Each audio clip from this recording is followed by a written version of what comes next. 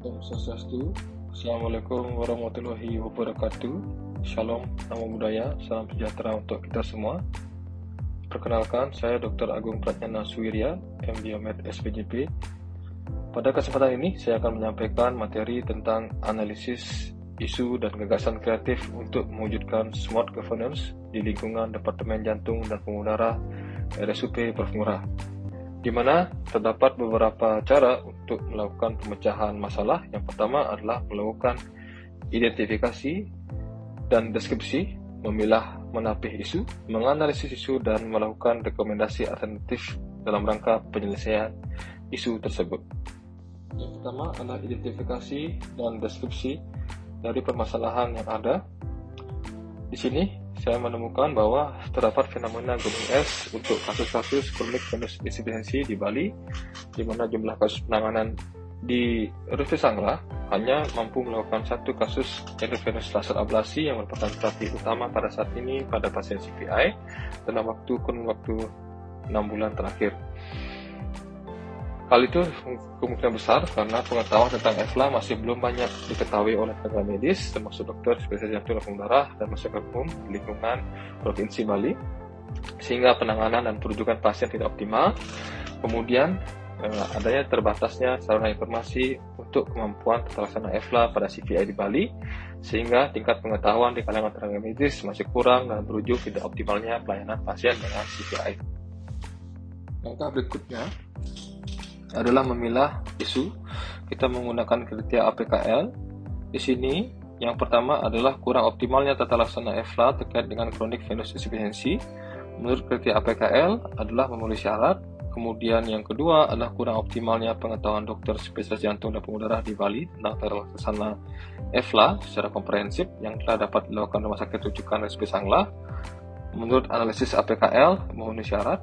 Kemudian yang ketiga adalah rendahnya pemahaman tenaga medis, khususnya dokter spesialis jantung dan pembuluh darah, tentang tata laksana EFLA pada kasus CVI.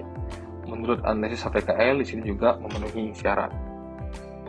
Kemudian kita dapat melanjutkan dengan memilah isu menggunakan kriteria USG.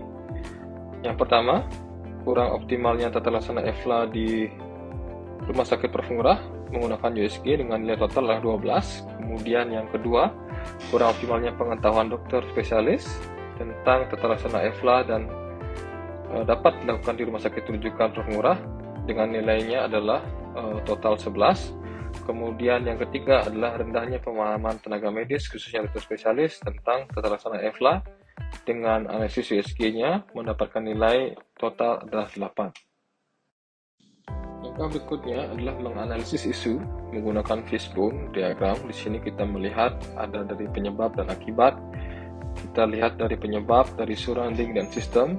Untuk surrounding, di sini kita dapat lihat adalah terbatasnya sarana pemeriksaan CVI, awareness dan pengetahuan yang kurang tentang dampak CVI, baik dari tenaga medis dan masyarakat. Kemudian dari sistem, kita melihat ada belum jelasnya alur perujukan pasien dengan CVI, dan kemudian adanya keraguan tentang fasilitas asuransi nasional untuk penanganan kasus CVI menggunakan EFLA atau endovenous laser ablation. Kemudian ketika kita melihat dari skill, di sini terdapat terbatasnya kemampuan dokter tentang tata laksana CVI, khususnya dokter jantung dan pembuluh darah. Kemudian dari supplier, terbatasnya alat dan terapi untuk tata laksana CVI tersebut. Hal tersebut menyebabkan adanya kurang informasi, pemahaman, pemeriksaan, serta tata laksana yang terkait dengan penyakit kronik venous insufficiency, khususnya di Provinsi Bali dan di RSUP Perfungurah Denpasar, Bali. Langkah berikutnya adalah memberikan rekomendasi penyelesaian isu yang telah disampaikan sebelumnya.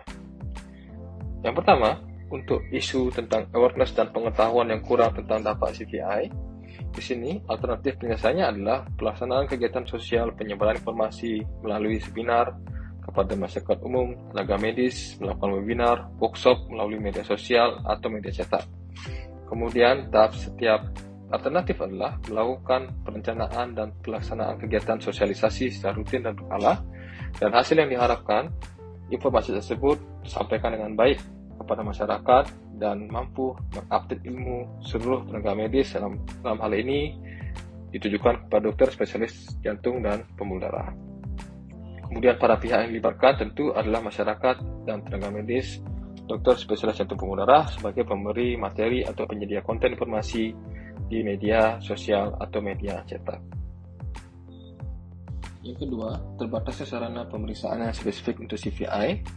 Di sini, kita dapat membuat kajian analisis mengenai kebutuhan pengadaan alat yang dijadwalkan untuk dilakukan secara berkelanjutan, kemudian sehingga bertujuan untuk mendapatkan pengadaan alat dapat segera dilaksanakan. Di sini melibatkan pihak-pihak yang terkait adalah dari pihak manajemen rumah sakit dan dokter spesialis jantung dan pembuluh darah.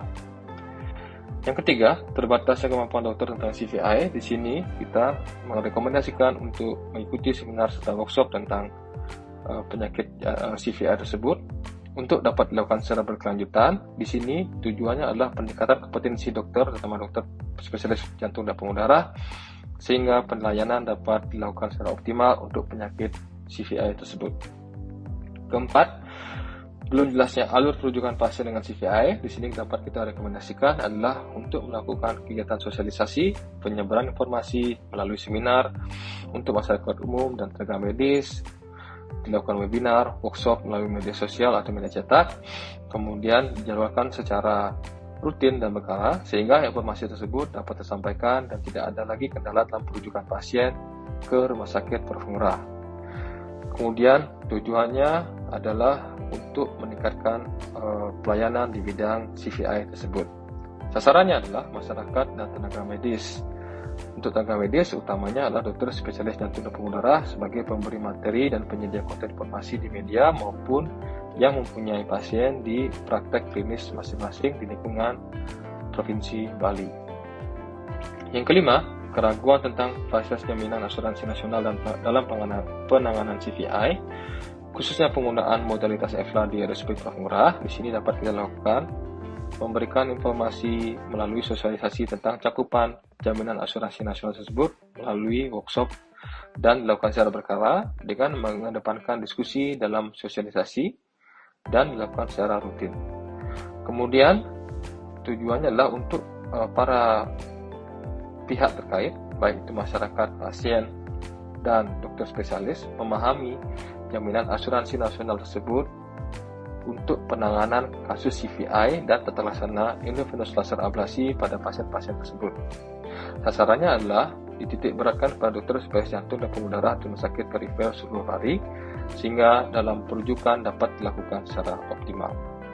Yang terakhir, terbatasnya alat terapi. Di sini tentu kita harus membuat dan merekomendasikan tentang alat yang dapat mendukung terapeutik, terutama ditujukan pada pasien yang gagal dengan terapi medikamentasa atau pembedahan. Kemudian hal ini harus dilakukan secara berkelanjutan dan sasarannya adalah untuk informasi tersebut mengenai alternatif terapi dapat dipergunakan dengan baik sehingga tidak ada kesenjangan informasi di antara dokter dan pasien yang mengalami penyakit CVI. Sasarannya dilakukan pada dokter-dokter jantung dan pembuluh darah di seluruh Provinsi Bali. Sekian yang dapat saya sampaikan untuk isu analisis, gagasan kreatif, dan smart governance pada kali ini. Selamat siang. Om Santi Santi Santi Om.